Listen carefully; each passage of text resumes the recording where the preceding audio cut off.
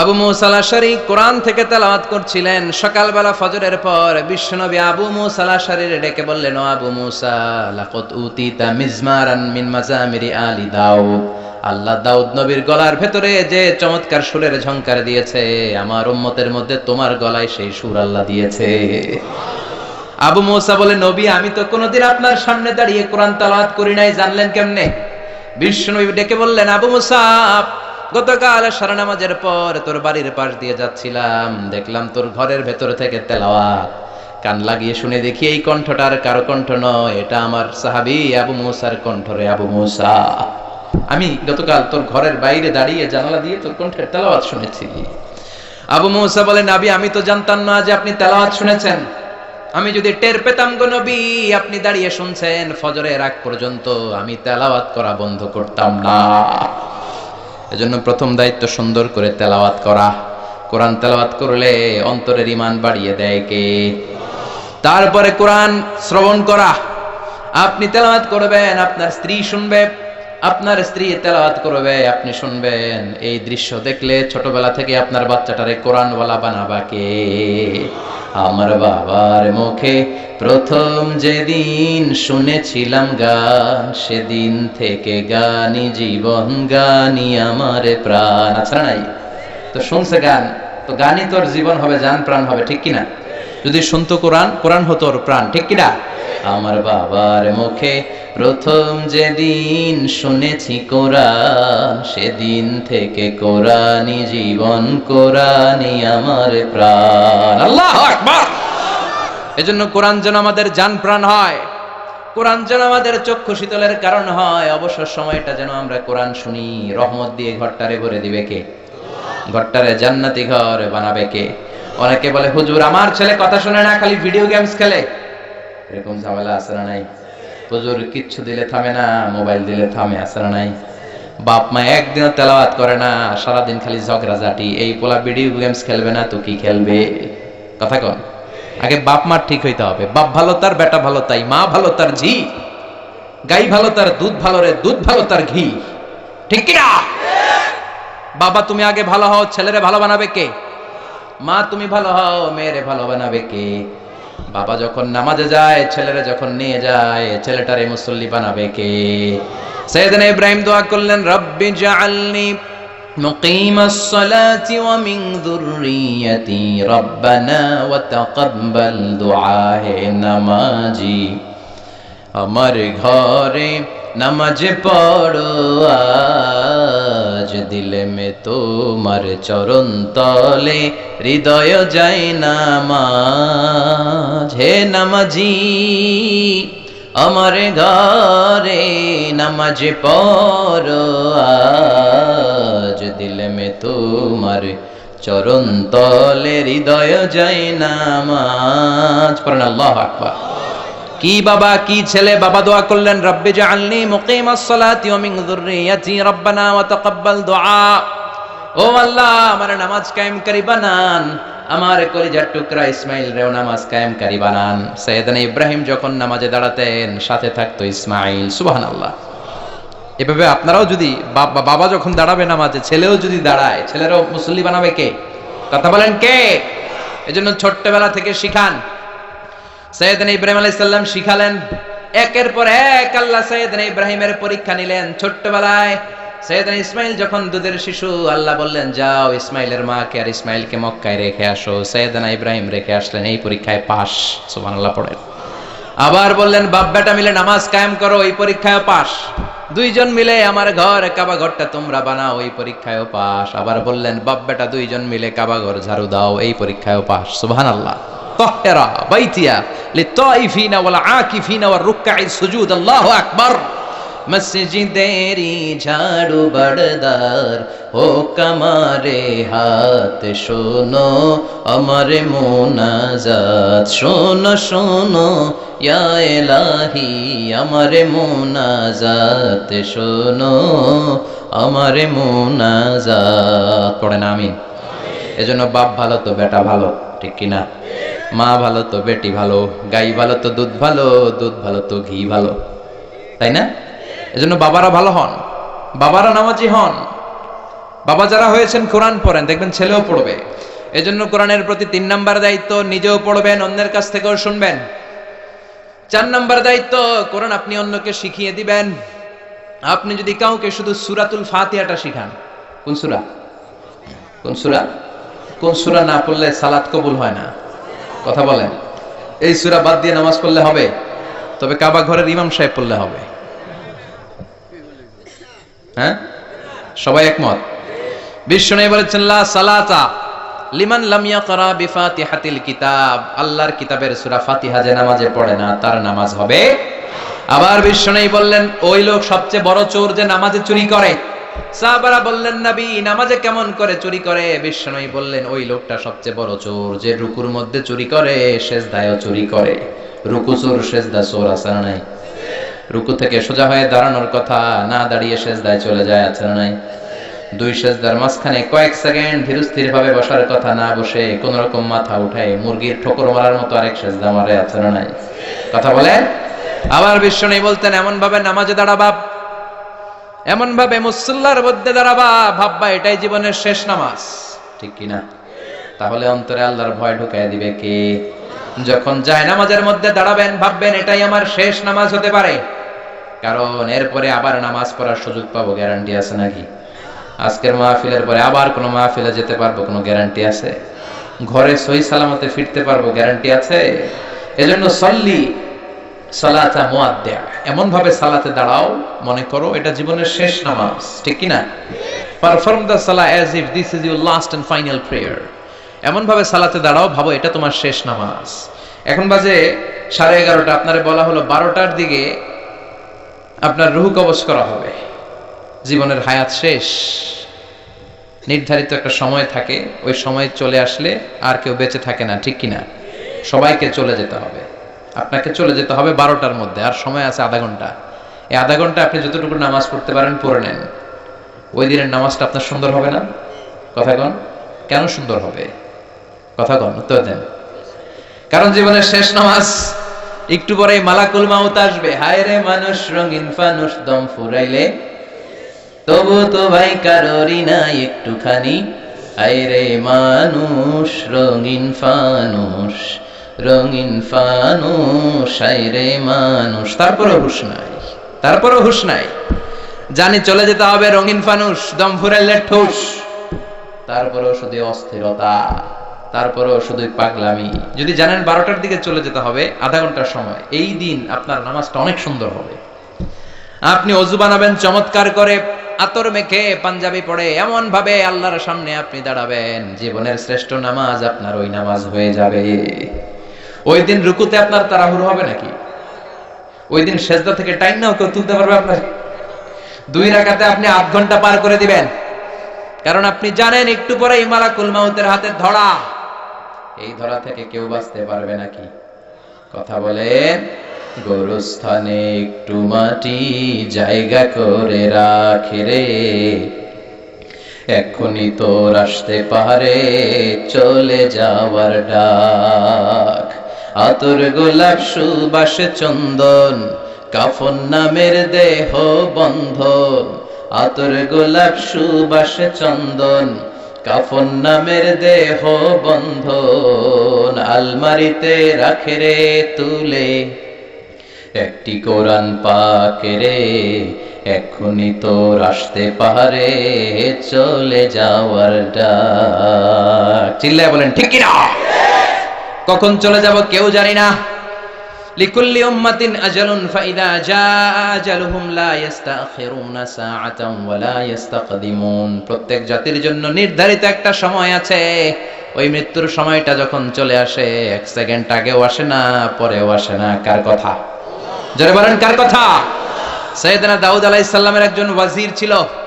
দাউদ আলাইহিস সালামের ইন্তেকালের পর সুলাইমান আলাইহিস সালাম গোটা বিশ্বের দায়িত্ব নিলেন।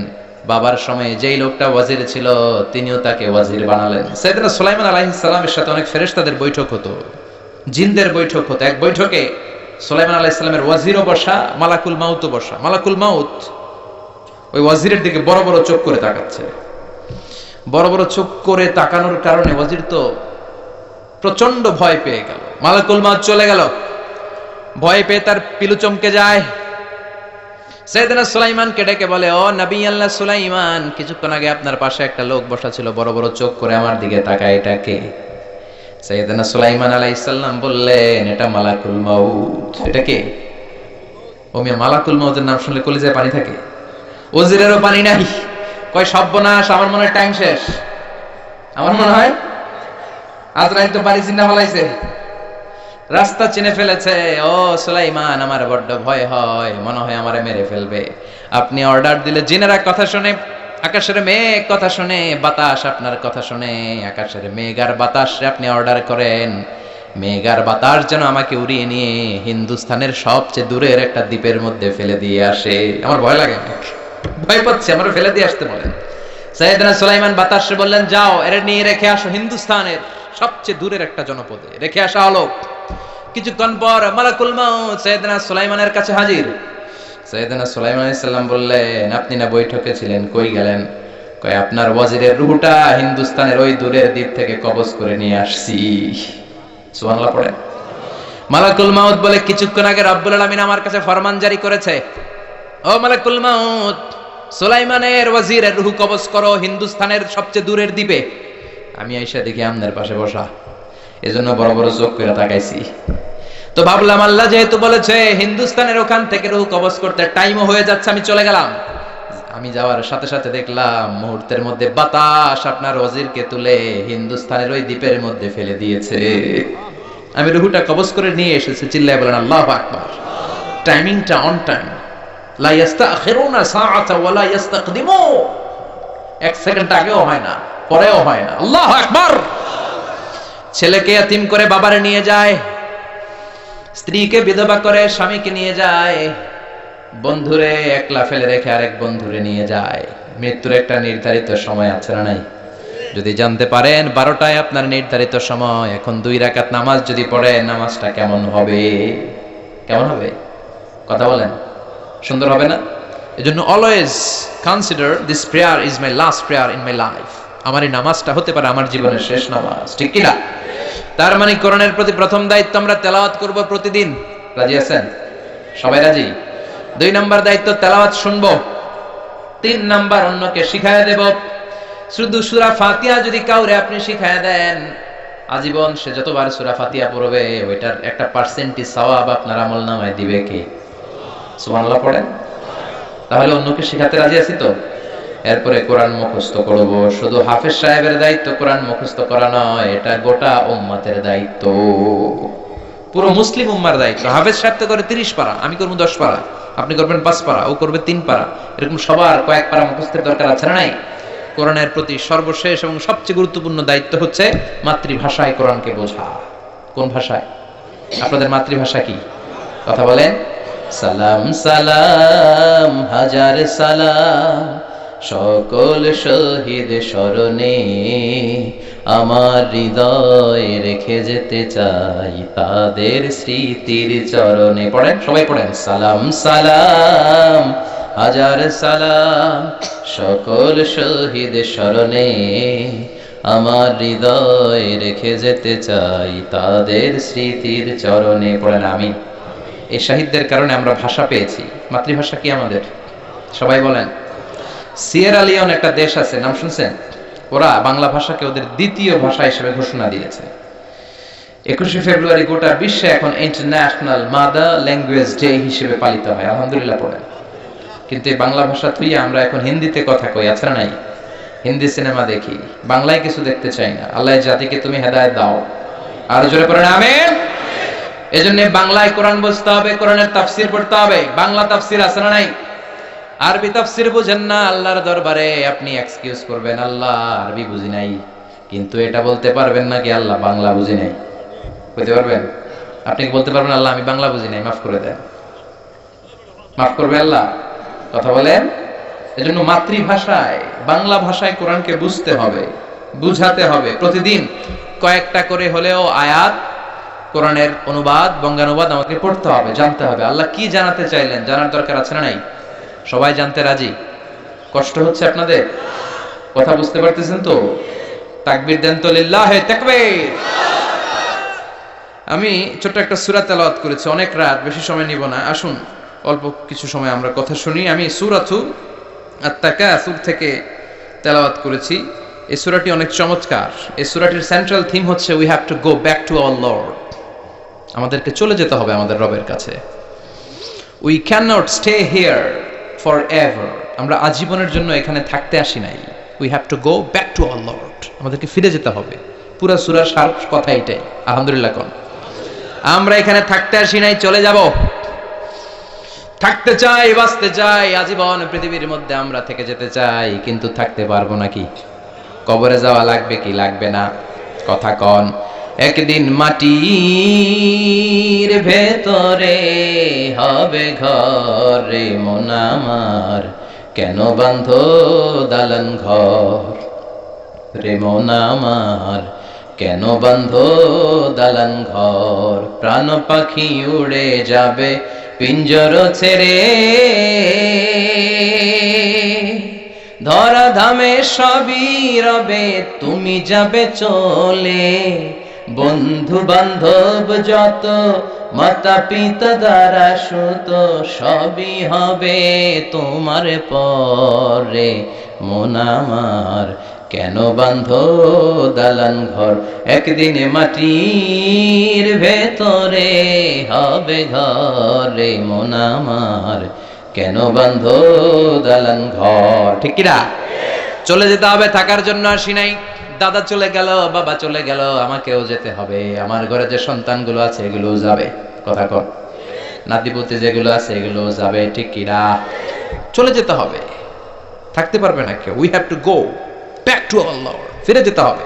এই সূরাটা আমাদেরকে এটাই শিখাতে চায় যে আমরা চলে যাব। আমরা কি থাকার জন্য আসছি? কথা কন। এখানেও থাকবো না, কবরেও থাকবো না।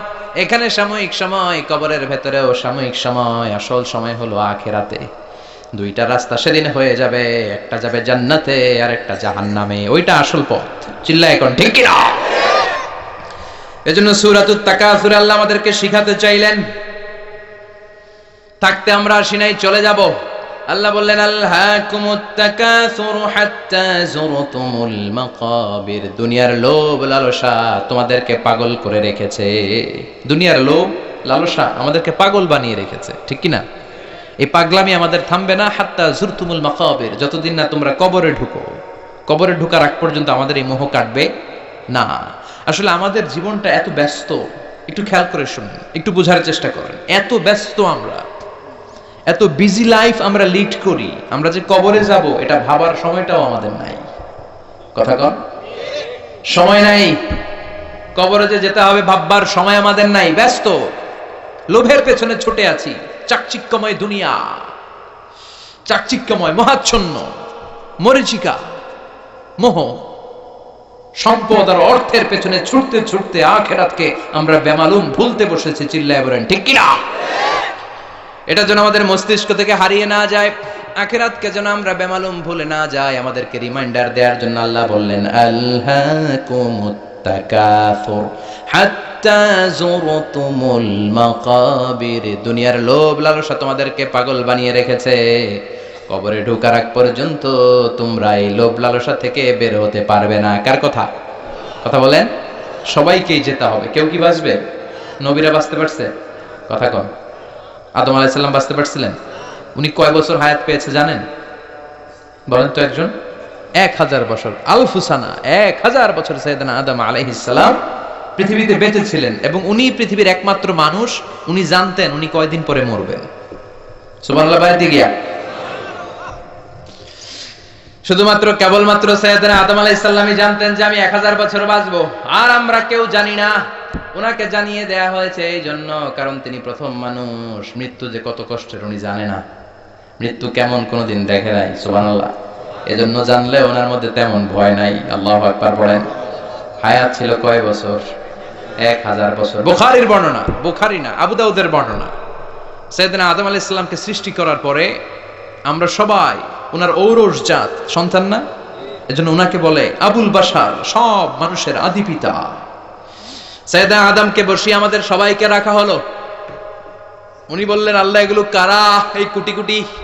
আল্লাহ বললেন এই কোটি কোটি মানুষ তোমার সন্তান। হঠাৎ তিনি একটা রুহুকে দেখে পছন্দ করে বললেন, আল্লাহ এই রুহুটা কার রুহু? আল্লাহ বললেন, আদম এটা তোমার সন্তান দাউদ আলাইহিস সালামের রুহু। সুবহানাল্লাহ। আল্লাহ এই দাউদ রে কয়দিন হায়াত দিয়েছেন আপনি? আল্লাহ বললেন, ওরে দিয়েছি 40 সানা, মাত্র 40 বছর। দাউদ আলাইহিস সালাম কয় বছর বেঁচে ছিলেন? মাত্র 40 সানা, 40 বছর পৃথিবীতে ছিলেন। সাইয়েদনা আদম বললেন, আল্লাহ এত সুন্দর রূহটা, এত সুন্দর দেহটা আমার এত সুন্দর সন্তান দাউদকে এত কম বয়স দিলেন কেন? বাড়ায়া দেন। কি করেন? আল্লাহ কয়, নো নো, রুফিআতিল আকলাম ওয়া জাফফাতিস সুহুফ, লেখা হয়ে গেছে, এটার বাড়ানো কমানো যাবে না, বাড়াতে পারবো না। সাইয়েদনা আদম আলাইহিস সালাম বললেন, আল্লাহ আমি থাকবো কয় বছর? আল্লাহ বললেন 1000 বছর। দুনিয়াতে তোমার হায়াত হলো আলফু সানা, 1000 বছর। সাইয়েদনা আদম বললেন, আল্লাহ আমি আমার 1000 বছরের মধ্য থেকে 60 বছর আমার এই সন্তান দাউদ রে দিয়ে দিলাম। আমি দুনিয়াতে 940 বছর থাকলেই চলবে, আমি 60 বছর দিয়ে দিলাম। 40 আর 60 মিলে কত হয়েছে? কথা কন। আল্লাহ আপনি 100 বছর দিয়েন। আল্লাহ বলে ঠিক আছে। সাইয়েদনা আদম আলাইহিস সালাম পৃথিবীতে আসলেন, পৃথিবীতে বসবাস করতে আরম্ভ করলেন। দিন যায়, রাত আসে, মাস গড়িয়ে বছর আসে। ঠিকই 940 বছর পর মালাকুল মাউত এসে হাজির। কারণ লিকুল্লি উম্মাতিন আজাল, ফাইদা জাআ আজালুহা লা ইস্তাখিরুনা সাআতান ওয়া লা ইস্তাকদিমুন। মৃত্যুর অন টাইম একটা বিষয় আছে, নির্ধারিত সময়ে মরণ হয়। 940 বছরের ওই মুহূর্তে চলে আসলেন। মালাকুল মাউত বলে, ও সাইয়েদনা আদম, মালাকুল মাউত আমি এসেছি, আপনার রূহ কবজ করার জন্য রেডি হয়ে যান। সাইয়েদনা আদম বলে, কেন আসছো? কয় রূহ কবজ করতে। সাইয়েদনা আদম আলাইহিস সালাম বললেন, এখন আসছো কেন? আমার আরো 60 বছর বাকি আছে। কয় বছর? মালাকুল মাউত বলে, না আপনি 40 বছর দিয়ে দিয়েছিলেন, 60 বছর দান করেছেন, 940 বছরেই আপনারা চলে যাওয়ার কথা। আদম আলাইহিস সালাম কয়, না আমি দেই নাই। কি কয়? আমি আরো আসুম, আরো 60 বছর থাকুম আমি, যাও তুমি। ভুলে গেছে। কি করেছে? ভুলে গেছে, মনেই করতে পারতেছে না যে দিছিল। রুহের জগতে 60 বছর যে দান করে দিয়েছিল দাউদ আলাইহিস সালামকে, মনেই করতে পারছে না। স্মৃতি হাতরে হাতরে মরে যায়, মনে আসে না। এজন্য বিশ্বনবী বলেন, নাসিয়া আদম ফানাসিয়া বানু। আদম আলাইহিস সালাম ভুলে গেছেন, তাই আমরাও মাঝে মাঝে ভুলে যাই। খাইয়াও কই খাই নাই, মাইরাও কয় মারি নাই। আছে না নাই? জাহাদা আদম ফাজাহাদা যুররিয়াতুহু। আদম আলাইহিস সালাম সেদিন অস্বীকার করেছেন, তাই আমরাও অস্বীকার করি। আছে না নাই? অনেক কিছু নিয়েও কয় নেই নাই, পাইয়াও কয় পাই নাই। ভুলে যায়। ভুলের কারণে আমরা এগুলো করে ফেলি। এই জন্য নির্ধারিত একটা সময় আছে। আদম আলাইহিস সালাম বাঁচতে পারে নাই, ঠিক 1000 বছর পর আবার মালাকুল মাউত আসলেন, উনি চলে গেলেন। সুবহানাল্লাহ পড়েন। এভাবে সাইয়েদনা ইদ্রিস আলাইহিস সালাম চলে গেলেন, মুসা আলাইহিস সালামও চলে গেলেন। সাইয়েদনা মুসা আলাইহিস সালামের মৃত্যুর সময় যখন এসেছে, মালাকুল মাউত এসে সালাম না দিয়ে ঘরে ঢুকেছে। মুসা আলাইহিস সালাম বললেন, মান আন, তুমি কে? আনা মালাকুল মাউত। কেন আসছো? আপনার রূহ কবজ করতে আসছি। মুসা আলাইহিস সালাম দেখলেন দিব্যি একজন মানুষের মতো দেখা যায়, আর কয় মালাকুল মাউত। দেখা যায় কি আর বলে কি? সাইয়েদনা মুসা আলাইহিস সালাম বললেন, এদিকে আয়, রূহ কবজ করাইতেছি, আয়, come on here man, come on. মালাকুল মাউত 1 পা আগায় 2 পা পিছায়। মনে মনে ভাবে, দুনিয়ার সব মানুষগুলো আমারে দেখলে দেয় দৌড়, আজকে মনে হয় আমারে দিতে হবে দৌড়। ঠিক যেই চিন্তা ওই কাজ। সাহস করে গেলেন, থাপ্পড়। মুসা আলাইহিস সালামের কথার আগে হাত চলতো। কি চলতো? এক থাপ্পড় মেরে ফেরাউনের বাবুরচিরে দুনিয়া থেকে শেষ। ওই অভ্যাস তখনও ছিল, আবার দিলেন। এক থাপ্পড়ের চোটে চোখ নাই। মালাকুল মাউত যেটাই ভাবছেন ওইটাই আসলে দিছে, দৌড়। এক দৌড়ে আল্লাহর কাছে। আল্লাহ বললেন, এটা অনেক মেজাজ ওয়ালা নবী, তোমার দিয়ে হবে না, তুমি যাও, তোমার চোখ আমি সারিয়ে দিলাম। রব্বুল আলামিন মুসা আলাইহিস সালামকে ডেকে বললেন, মুসা তোমার হাতটা একটা গরুর পিঠের উপরে রাখো। রাখলাম। হাতের নিচে গরুর যত পশম, প্রতিটা পশমের বিনিময়ে হায়াত বাড়িয়ে দিলাম। সাইয়েদনা মুসা আলাইহিস সালাম বললেন, আল্লাহ বুঝলাম হাতের নিচে 2000 পশম, 2000 বছর হায়াত বাড়িয়ে দিলেন, কিন্তু এই এক্সট্রা হায়াত যখন শেষ হয়ে যাবে তারপরে কি হবে ওইটা আগে কোন, আগে ওই মীমাংসা করেন। 2000 বছর তো বাঁচবে, এরপরে কি হবে? আল্লাহ বললেন, কুল্লু নাফসিন যায়িকাতুল মাউত। এই পৃথিবীতে যারা প্রাণ নিয়ে এসেছে সবাইকে চলে যেতে হবে, কেউ থাকবে? তুমিও থাকতে পারবে না। সাইয়েদনা মুসা আলাইহিস সালাম বললেন, ফাল আনা, তাহলে আমি এখনই চলে যাব। আল্লাহু আকবার। চলে গেলেন। বিশ্বনবীও থাকতে পারলেন না, পেরেছেন? কথা কোন? বিষ্ণুনবী কোথায় কোথায়? ডেকে লও মাবুদ আল্লাহ, রোজা পাকের কিনারে, আমি কেঁদে কেঁদে হই গো সারা, ধন্য করো দিদারে। দুই সাথীকে পাশে নিয়ে হায়, ঘুমিয়ে আছে নিঝুম নিরালায়, আমি সইতে পারি না বিরহ জ্বালা, ধন্য করো দিদারে। পড়েন আমিন। দিদার অনেক বড় নিয়ামত। বিশ্বনবীকে স্বপ্ন জগতে দেখতে পাওয়া সাধারণ চারটেখানি বিষয় না, কিন্তু এটা বিশ্বনবীর কাছে চাওয়া যায় না। চাবেন কার কাছে? এজন্য ডেকে লাও রাসূলুল্লাহ নয়, ডেকে লাও মাবুদ আল্লাহ। চিল্লায় বলেন ঠিক কিরা? আল্লাহর কাছে যাইতে হবে, নবীর কাছে নয়। কাকে দিদার দেয়া হয়, কাকে দেয়া হয় না, এটা মীমাংসা করে কে? এটা ডিসাইড করে কে? এজন্য চাইতে হবে কার কাছে? বিশ্বনবীও থাকতে পারেন নাই, চলে গেলেন, প্রচন্ড অসুস্থ। বিশ্বনবী আয়েশারে বললেন, ও আয়েশা, আমার পেটের ভেতরে প্রচন্ড ব্যথা। ওই যে খায়বার দুর্গে এক ইহুদির বাড়িতে দাওয়াত খেতে গিয়েছিলাম, ইহুদি মহিলা গোশতের মধ্যে বিষ মাখিয়ে দিয়েছিল, আমার মনে হয় বিষের ব্যথা আবার শুরু হয়েছে। বিশ্বনবী ওই বিষের ব্যথায় মারা গিয়েছেন। কাউকে বিষ পান করিয়ে মারলে লোকটা শহীদ। বিশ্বনবী শুধুমাত্র কেবলমাত্র নবী নয়, ওনার নবুয়তও আছে, আবার শাহাদাতও আছে। সুবহানাল্লাহ পড়েন। জামা বাইনা নবুওয়া ওয়া শাহাদা। বিশ্বনবী শহীদ, আবার তিনি নবী। যেন তেন নবী নাকি? শেষ নবী, সব নবীর সেরা নবী। কোন নবীর সাথে আমার নবীর কোন তুলনা চলে? এই নবীও থাকতে পারলেন না। বলে, আয়েশা, ব্যথা আমি থাকতে পারি না। ওই যে খায়বার দুর্গের বিজয়ের পরে ইহুদির বাড়িতে খেতে গিয়েছিলাম, ইহুদি মহিলা ছাগলের গোশতের মধ্যে বিষ মাখিয়ে দিয়েছে, ওই বিষের ব্যথা আমাকে কাবু করে ফেলেছে। বিশ্বনবী কাঁদে, হুশ ফিরে পায়, আবার বেহুশ হয়। সাহাবাদের মধ্যে কান্নার রোল। বিশ্বনবী উঠে দাঁড়াতে পারেন না, মসজিদে নববীতেও যেতে পারেন না, জামাতের নামাজের ইমামতিও করতে পারেন না। সাইয়েদনা আবু বকরকে বললেন, আবু বকর, আমার অবর্তমানে তুমি মসজিদে নামাজ পড়াও। সাইয়েদনা আবু বকর নামাজ শুরু করে দিলেন।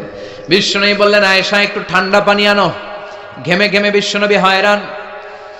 পানি আনার পরে পানির ভেতরে হাত ঢুকিয়ে বিশ্বনবী ঠান্ডা হাত দুটো দিয়ে চেহারার মধ্যে এরকম মেসেজ করতে লাগলেন, মাসে করতে লাগলেন, আর বলতে লাগলেন, ইন্নালিল মাউতি লাসাকারাত। হায় রে, মরণের কি জ্বালা, মরণের কি কষ্ট, আমি সহ্য করতে পারছি না।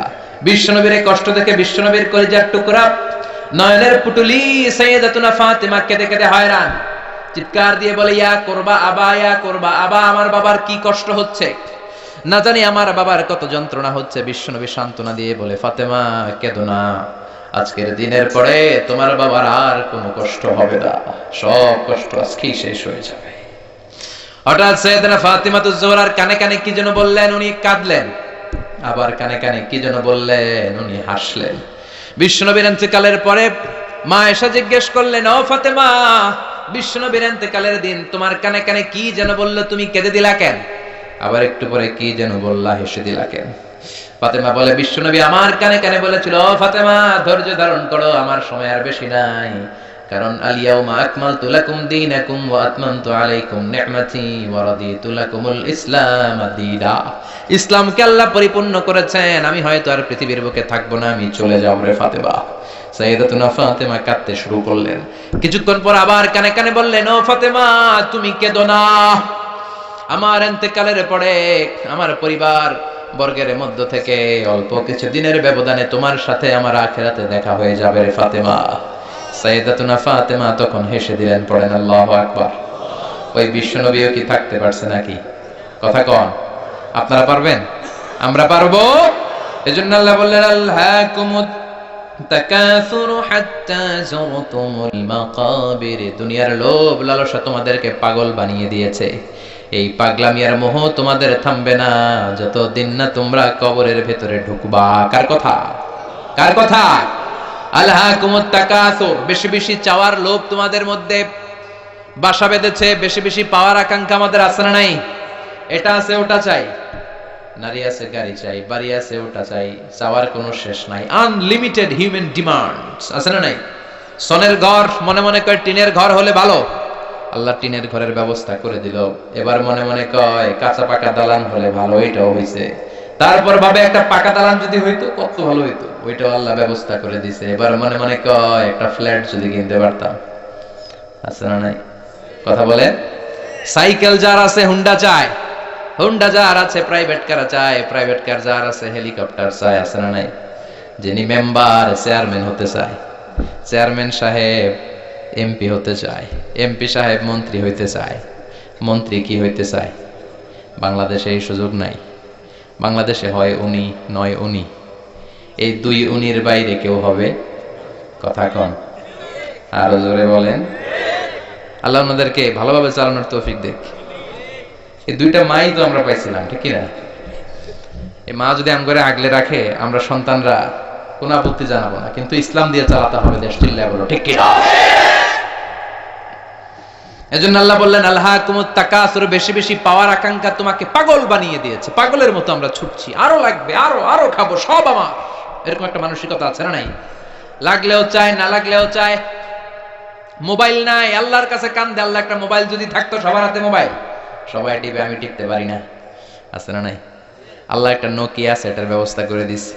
এবার মনে মনে কয় এরকম একটা যদি পাইতাম, টাচ মোবাইল, টাচ করলে গান বাইর হয়।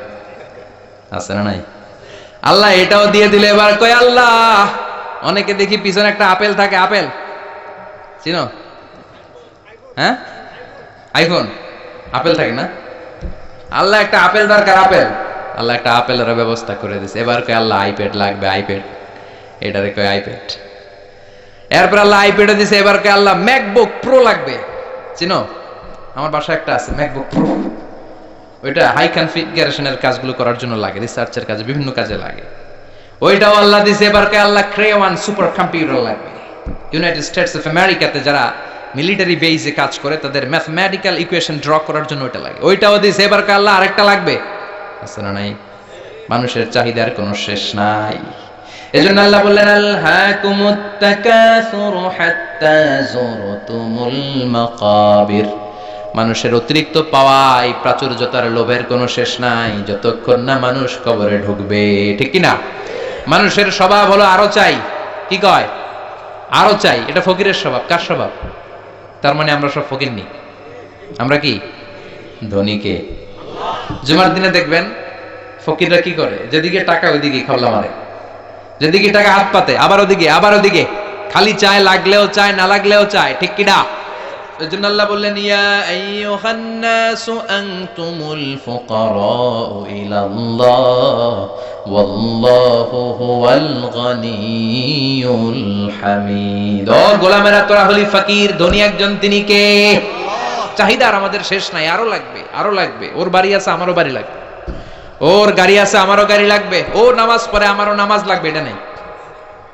কথা কন। ও যাকাত দেয়, আমিও দিব, এটা নেই। ওর মেয়েগুলো পর্দা করে, আমারটারও পর্দা করামু, ওইটা নাই। কিন্তু ওর বাড়ি আছে 2টা, আমার লাগবো 3টা। ওর গাড়ি আছে 4টা, আমার লাগবো। ওর আছে 6 তলা বিল্ডিং, আমার কয় তলা? ইয়াতাতাওয়ালুনা ফিল বুনিয়ান ওয়া আনতারাল হুফাতাল উরাতাল আলাতা রিয়া আশরা ইয়াতাতাওয়ালুনা ফিল বুনিয়ান। বিষ্ণু বললেন কিয়ামতের একটা আলামত হলো, before the day of judgement people will start to compete to construct high rises buildings in the cities. শহরে বড় বড় বিল্ডিং বানানোর প্রতিযোগিতা করবে। ঠিক কি না? বিষ্ণু বললেন যাদের পায়ে জুতা নাই, গায়ে জামা নাই, খাওয়ার মতো খাবার নাই, তারা একদিন এলাকায় ধনী হয়ে যাবে। এরকম আছে না নাই? তারপরে বিল্ডিং বানানোর প্রতিযোগিতা করবে, আর বলবে সব আমার, আমার এলাকা, আমি এলাকার নেতা খেতা। আছে না নাই? কিশোরগঞ্জে মনে হয় নাই? প্রতিযোগিতা আছে না? কে কাটছে বড় করতে পারে, হালাল না হারাম, 2 হাতে এরকম করে। আচ্ছা না নাই? মুরব্বী যারা উত্তর দেন। আজ থেকে ধরেন 30 বছর আগের কথা, কিশোরগঞ্জে বড় বড় বিল্ডিং আছিল? কথা কন। হ্যাঁ, ছিল না। ঢাকায় ছিল? ছিল খুবই অল্প। এখনকার মতো ছিল এরকম বিল্ডিং? 1-2টা বিল্ডিং ছিল। কিন্তু এখন বিল্ডিং এর শেষ নাই। তার মানে বিশ্বনবী যে আলামতের কথা বলেছে, অক্ষরে অক্ষরে ফলেছে। চিল্লা এখন ঠিক কি না? আরব বিশ্ব বড় বড় বিল্ডিং, একটার পর একটা টাওয়ার বানায়। এইটার চেয়ে ওইটা হতে হবে বড়, এইটার চেয়ে ওইটা হতে হবে বড়, প্রতিযোগিতা আছে না নাই? দুবাইতে এখন যেটা আছে এটা সবচেয়ে বড় বুর্জ খলিফা, নাম শুনছেন? বুর্জ আল খলিফা 170 তলা উঁচু, 1000 মিটার উঁচু। এটা কয় হাজার মিটার? তার মানে 1 কিলোমিটার উঁচা। তাকাইতে পারবেন? টুপি পরে যাবে পিছনে, ঠিক কিনা? তো দুবাই যখন আগায় গেল, সৌদি মনে মনে করে দুবাই আগায় যেতেছে, আমরা বসে থাকবো কেন? আমরা বানাবো এর চেয়েও বড়। ওরা বানাবে 1000 মিটার উঁচা, আমাদেরটা বানাবো 1001 মিটার উঁচা। আহা, 1 মিটার বড়। প্রতিযোগিতা আছে না নাই? এখনো হয় নাই। কিংডম টাওয়ার, বিশাল বিশাল এই কিংডম টাওয়ার, অবাক করা কাণ্ড। চায়নাতে আছে সাংহাই টাওয়ার, মিশরে আছে বুর্জ আল কাহেরা, মালয়েশিয়াতে আছে পেট্রোনাস টুইন টাওয়ার 88 তলা, 41st and 42nd ফ্লোরে একটা ব্রিজ বানিয়ে দিয়েছে, এটার ভিতর থেকে ওটার ভিতরে ঢোকা যায়। কিয়ামতের দিন যখন ইদা জুলজিলাতিল আরদু জিলজালাহা বলে আল্লাহ একটা ভূমিকম্প দিবে, একটা বিল্ডিং আর টাওয়ারও টিকবে? কথা বলেন, টিকবে? এজন্য আল্লাহ বললেন আলহাকুমুত তাকাসুরু হাত্তা যুরতুমুল মাকাবির, তোমাদের লোভ, অতিরিক্ত পাওয়া, বড় বড় বিল্ডিং করার ইচ্ছা কোনোদিন কমবে না, থামবে না যতক্ষণ না তোমরা কবরে ঢুকো, ঠিক কি না? টাকা উপার্জন করতে বিল্ডিং বানাতে বাধা নাই, কিন্তু টাকা হইতে হবে হালাল টাকা। কি টাকা? হারাম দিয়ে করলে বরকত আছে নাকি? যারা হারাম খায় তাদের দোয়া কবুল হয় নাকি? আর যারা অল্প খায়, অল্প পড়ে, অল্প জমায়, তাদের দোয়া কবুল করে কে? সাদ বিন ওয়াক্কাস বিশ্বনবীর সাহাবী, বিশ্বনবীরে বললেন ও নবী দোয়া করে দেন যাতে আমি মুস্তাজাবুদ দাওয়া হয়ে যাই। মুস্তাজাবুদ দাওয়া মানে এমন লোক যিনি দোয়া করার সাথে সাথে দোয়াটা কবুল করে কে? বিশ্বনবী বললেন ও সাদ, চিন্তা করো না, আতিব মাতাআমাকা তাকুন মুস্তাজাবাদ দাওয়া, যেটা খাবে হালাল খাবে, যেটা পড়বে হালাল পড়বে, তাহলেই তুমি মুস্তাজাবুদ দাওয়া। সুবহানাল্লাহ। হালাল খাইলেই দোয়া কবুল। অনেকে বলে হুজুর দোয়া আমার কবুল হয় না, আমার দোয়া কবুল হয় না, অনেক দোয়া করলাম, বললাম চাকরি করেন কই, কই সচিবালয়, ঘুষ টুস আসেনি, কই হালকা পাতলা। তো তোর দোয়া কবুল হবে কেমনে? ডাকাত। হালাল খেতে হবে, হালাল না খেলে দোয়া কবুল হয়? কথা বলে। আবার হালালে বরকত ঢুকাই দিছে কে? হারামে কোনো বরকত আছে নাকি? আওয়াজ করে বলেন তো, গরু খাওয়া হালাল না হারাম? কুকুর খাওয়া? গরু বছরে বাচ্চা দেয় কয়টা? কুকুর 5টা, 7টা, 8টা, 10টা। আচ্ছা, কুরবানির ঈদ আসলে আমরা গরু জবাই করি না কুকুর জবাই করি? তাহলে গরু জবাই করলাম বেশি, কুকুর জবাই করি নাই। গরু খাই, কুকুর খাই না। গরু বাচ্চা দেয় কম, কুকুর বাচ্চা দেয় বেশি। তারপরও কিশোরগঞ্জে গরু বেশি না কুকুর বেশি? কথা বলেন। এত গরু আসলো কোথায়? কারণ গরু হালাল, আর হালালের ভেতরে বরকত ঢুকিয়ে দিয়েছে কে? এজন্য আল্লাহ বললেন হালাল পন্থায় উপার্জন করার সমস্যা নাই, কিন্তু হারামের মিশ্রণ থাকলে তোমার দোয়া কবুল হবে? হারাম খেয়ে যে দেহটা বর্ধনশীল হয়, দেহের যেই অংশ বাড়ে, ওই অংশটারে জাহান্নামের আগুনে পুড়াবে কে? এজন্য আল্লাহ বললেন আলহাকুমুত তাকাসুরু হাত্তা যুরতুমুল মাকাবির, দুনিয়ার লোভ তোমাদেরকে পাগল বানিয়ে রেখেছে। তোমাদের এই পাগলামি কমবে না যতদিন না কবরে না ঢুকো, ঠিক কি না? কবরে আমাদেরকে ঢুকাই লাগবে, কবরের প্রস্তুতি আমাদেরকে নেয়াই লাগবে, জোরে কোন ঠিক কি না? বিশ্বনবী বলেন কবরে তোমাদেরকে প্রশ্ন করা হবে, কবরের ভেতরে তোমাদেরকে সওয়াল করা হবে কয়টা? সবাই কোন? আসলে মুমিনদেরকে সওয়াল করা হবে কয়টা? 3টা নাকি 4টা? কথা কোন? 3টার পক্ষে কে কে হাত তোলেন? বেশিরভাগ। আকসারুহুম লা ইয়ালামুন, বেশিরভাগই জানে না। সুবহানাল্লাহ পড়েন। 4টা বলছে অনেকে, আলহামদুলিল্লাহ। মুমিনদের 4টা প্রশ্ন, কয়টা? কথা বলেন। মুমিনদের 4টা, আর কাফিরদের কয়টা? কাফিরদের 3টা। বিশ্বনবী বললেন আর আল কবরু রাউদাতুম মিন রিয়াদিল জান্নাহ ওয়া হুফরাতুম মিন হুফারিন নার, এই কবরটা কারো জন্য জান্নাতের বাগান, কারো জন্য জাহান্নামের গর্ত। ও আল্লাহ, আমাদের কবরটারে তুমি জান্নাতের বাগান বানিয়ে দাও। লম্বা একটা সময় আমাদের কাটাতে হবে। মরার পরে আপনার মনে হবে আমার পুরো জীবনটাই ছিল একটা দুঃস্বপ্ন, নতুন এক লম্বা জীবন, এই সময় যেন আর কাটে না, হাজার হাজার বছর শুয়ে থাকতে হবে। অন্ধকার রাত, ঘুটঘুটে অন্ধকার, এই অন্ধকার যেন শেষ হবার নয়। চিল্লায় বলেন ঠিক কিনা? মুমিনদেরকে প্রথম প্রশ্ন করা হবে তোমার রবের নাম কি? মার রব্বুক, আমাদের রবের নাম কি? আল্লাহ আমারে রব। এই রবি আমার সব। সবাই বলেন, আল্লাহ আমার রব, এই রবি আমার সব।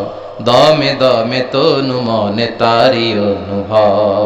আল্লাহ আমার রব, এই রবি আমার সব। তোমার দুনিয়াতে আমি যেদিকে তাকাই, অথই নেয়ামতে ডুবে আছি সবাই। পাখালির গানে শুনি তসবি কলরব, তসবি কলরব। আল্লাহ আমার রব, এই রবি আমার সব। পড়েন, আল্লাহ আমার রব, এই রবি আমার সব। প্রথম প্রশ্ন করা হবে, মার রব্বুক, রবের নাম কি? আমরা কি বলবো? আল্লাহ। দ্বিতীয় প্রশ্ন করা হবে, ওমা দীনুক, তোমার ধর্মের নাম কি? আমরা কি বলবো? আলহামদুলিল্লাহ, সবাই পারে। তৃতীয় প্রশ্ন করা হবে, বিশ্বনবীর চেহারাটা দেখিয়ে বলা হবে, মান হাযার রাজুল, এই লোকটারে চিনো কিনা? আমরা বলবো চিনি, উনি আমাদের প্রাণের নবী। ঠিক কিনা? চাঁদের চেয়ে সুন্দর তুমি নবী আমার কামলিহি ওয়ালা। সুবহানাল্লাহ পড়েন। দো জাহানের বাদশাহ তুমি প্যারা নবী সাল্লাল্লাহু আলা। দো জাহানের বাদশাহ তুমি প্যারা নবী সাল্লাল্লাহু আলা। চাঁদের চেয়ে সুন্দর তুমি নবী আমার কামলিহি ওয়ালা। পড়েন আল্লাহু আকবার। আমরা বলবো এটা আমাদের বিশ্ব নবী, এটা আমাদের প্রাণের নবী। এই নবীর জন্য আমরা সব করতে রাজি ছিলাম। এই নবীকে ছাড়া আমরা কিছু বুঝতাম না, কারণ এই নবীবাদ তো কোরআনবাদ, নবীবাদ তো ইসলামবাদ। এই নবী আছে তো সব আছে। ঠিক কিনা? নবীর মাধ্যমে আমরা চিনেছি কারে? নবী আমাদেরকে সালাত শিখিয়েছেন, যাকাত শিখিয়েছেন, নবী কেমন করে হজ করতে হয় সেটা দেখিয়েছেন, কেমন করে ভদ্র হতে হয়, কেমন করে ইনসাফ প্রতিষ্ঠা করতে হয়, কেমন করে বিজাতিদের সাথে আচরণ করতে হয়, কেমন করে পররাষ্ট্রনীতি পরিচালনা করতে হয়, কেমন করে স্ত্রীদের সাথে আচরণ করতে হয়, কেমন করে ছোট্ট ছোট্ট বাচ্চাদের মাথায় হাত বুলিয়ে দিতে হয়, সবকিছু বিশ্বনবী আমাদেরকে শিখিয়েছে। ঠিক কিনা? আমরা বলবো এটা আমাদের প্রাণের রাসূল। এই রাসূলকে ছাড়া আমরা কিচ্ছু বুঝি না। আল্লাহু আকবার। তিনটা প্রশ্নের উত্তর যখন করতে পারবেন, চতুর্থ আরেকটা প্রশ্ন আপনাদেরকে করা হবে, ওমা ইলমুক, শিখে যান। ওই দিন মনে পড়বে আমার কথা, আজারের ভেতর ঠিকই গেছিল, প্রশ্ন তো আরেকটা আছে। পড়াইছি তিনটা, আরেকটা আসছে নতুন করে। ঝামেলা আছে না নাই? পরীক্ষায় প্রশ্ন চারটা, শিখছেন কয়টা? আরেকটার জন্য ভেজাল আছে না? চতুর্থ প্রশ্ন, ওমা ইলমুক, এলেম কি? মানে কোত্থেকে পারলা? এই তিনটা প্রশ্নের উত্তর কেমন করে জানলা? কাফনের কাপড়ে লিখে আনছো কিনা, নাকি হাতের মধ্যে কেউ লেখা দিছিল? অনেকে স্কেলের মধ্যে এরকম নকল নিয়ে যায়, আছে না নাই? কাগজের মধ্যে নকল লইয়া মৌজায় ঢুকায়, আছে না নাই? টুপির ভিতরে নকল, আছে না নাই? বোতামের ভিতরে, আছে না নাই? ঘড়ির ভিতরে, আংটির ভিতর, আছে না নাই? ওই যে সব নকলে পিএইচডি করছে, এগুলা যেগুলা কয় আছে। নকলের সাথে আমাদের কোনো সম্পর্ক নাই, জেনে যেতে হবে তথ্যসূত্র কি। ফেরেশতারা বলবে, what is the source of your answers? এই যে উত্তরগুলা পাল্লা, এটার তথ্যসূত্র কি? কিভাবে জানলা? বলতে হবে কোরআন। এই কোরআন থেকে পড়ে পড়ে আমি জেনেছি। চিল্লায় বলো ঠিক কিনা? বিশ্বনবীর হাদিস পড়ে জেনেছি, ইসলামের সাহিত্যগুলো পড়ে পড়ে আমি জেনেছি, নকল করি নাই। তার মানে চারটা প্রশ্নের উত্তর দিতে পারবেন, আলহামদুলিল্লাহ। ফেরেশতারাও খুশি, বলবে আহলান সাহলান, খোশ আমদেদ, কংগ্রাচুলেশন। সুবহানাল্লাহ পড়েন। ফায়ুফসাহু লাহু কবরুহু, তার কবরটারে ৭০ যিরাআন ৭০ হাত লম্বা করে দেয়া হবে। ইফতাহু লাহু বাবুন ইলাল জান্নাহ, জান্নাতের দিকে একটা দরজা করে দেয়া হবে। জান্নাতের সুঘ্রাণ, জান্নাতের এয়ার কন্ডিশনের ঠান্ডা ঠান্ডা বাতাস তার কবরটারেও ঠান্ডা করে দিবে। ইলবাসু মিন লিবাসি আহলিল জান্নাহ, জান্নাতের দুটা পোশাক তারে পরিয়ে দেয়া হবে। আর বলা হবে, নাউম কা নাউমিল আরুস, বর যেমনি বাসর রাতে কনেকে নিয়ে আনন্দের ঘুম দেয়, তুমি এরকম একটা ঘুম দাও। সুবহানাল্লাহ পড়ে। কি বলবে? ঘুমাও, ঘুমাও, স্লিপ টাইট, আনন্দে ঘুমাও, আরামসে ঘুমাও। বাসর রাতে বর যেমনি কনেকে নিয়ে ঘুমিয়ে পড়ে, তুমিও ঘুমিয়ে যাও। আনন্দের একটা ঘুম জান্নাতি লোকটা কবরের মধ্যে দিবে। ইসরাফিলের সিংহার আগে ওই ঘুম আর ভাঙবে না। সুবহানাল্লাহ। ও আল্লাহ, আমরা যেন চারটা প্রশ্নের উত্তর দিয়ে জান্নাতি পোশাক পরে একটা ঘুম দিতে পারি, তুমি কবুল করো। পড়ে না আমিন। আর যারা ইসলাম মানে নাই, যারা কোরআন মানে নাই, যারা মা বাবার সাথে বেয়াদবি করেছে, যারা নাস্তিকতার দোসর সেজেছে, যারা বিশ্বনবীর গালি দিয়েছে, যারা কাফের, যারা নাস্তিক, যারা বামপন্থী, তাদের কাছেও দুজন ফেরেশতা আসবে। আসওয়াদান আজরাকান, নীলাভ চক্ষু, কালো গাত্রবর্ণের, দেহের রং কালো, চোখের রং নীল, দেখতে ভয়ঙ্কর না? এসেই বলবে, ওঠ, বস, বল তোর রবের নাম কি? মার রব্বুক। কয় জানি না। কি বলে?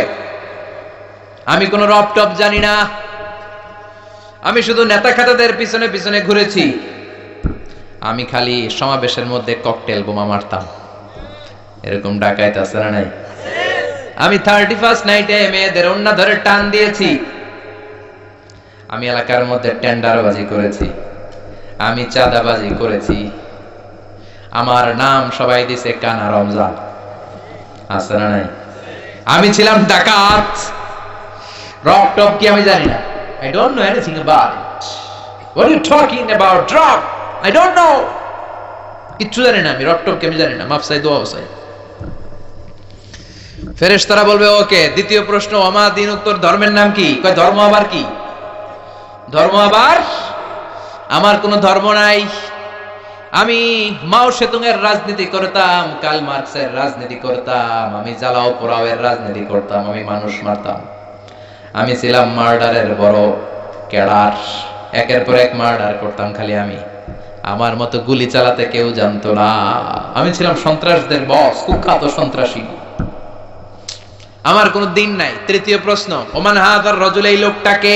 কই চিনি না, তবে উনারে আমি গালি দিতাম দুনিয়াতে, উনার বিরুদ্ধে কথা বলার জন্য একটা বিরিয়ানির প্যাকেট পাইলে শাহবাগের মঞ্চে ওইটা মিছিল দিতাম। আসলে না এরকম ডাকে? চিনি না, আমি চিনি না, আমি ওনার গালি মারতাম। ফেরেশতারা দাঁড়া, আমি খেলা শুরু করতেছি। তিনটা প্রশ্নের উত্তর যখন দিতে ব্যর্থ হলো, ফেরেশতারা বলবে, হায় আফসোস, লা দারাইতা ওয়ালা তালাইতা, কিছুই তো পারলি না তুই, কপাল পোড়া ডাকাত, কিছুই পারলি না, এখন তোর কি হবে? হাতে থাকবে বিশাল হ্যামার, ফায়ুদরাবু বিমাতারিক মিন হাদিদ, লোহার একটা হাতুড়ি দিয়ে মাথার মধ্যে দিবে বাড়ি। ও মা গো, কইয়া দিব চিৎকার। এক বাড়িতে মাথা নাই, ঠ্যাং নাই, দেহটা চূর্ণ বিচূর্ণ হয়ে যাবে, 70 গজ জমিনের ভেতরে ঢুকে যাবে, ওর চিৎকারে পুরো কবরস্থানটা তখন থারথার করে কাঁপবে। এই হলো 1 নাম্বার শাস্তি। 2 নাম্বার শাস্তি, দেহটা আবার মিলে যাবে, আবার হাতুড়ি দিয়ে বাড়ি, আবার ও মা গো বলে চিৎকার, আবার দেহটা ফিট হয়ে যাবে। জমিনকে বলা হবে, ইয়া আরদু ইলতাইমি, ও জমিন তুমি 2 দিক থেকে এই টাকাটারে চাপা দাও। জমিন চাপা দিবে, ক্লাপস করবে, ডান দিকের পাজর বায়ে চলে যাবে, বাম দিকের হাড্ডি ডান দিকে আসবে, পুরো দেহটা পাউডার হয়ে যাবে।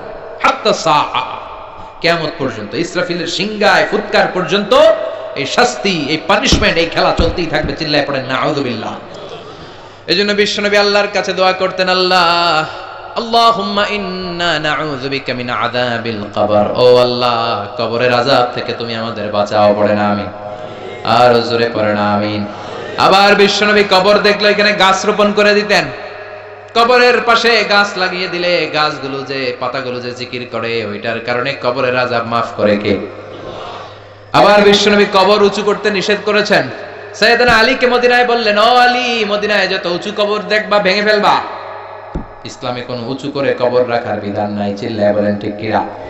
আবার কবরের কাছে যে চাওয়ার কোনো বিধান নাই, চাইতে হবে কার কাছে?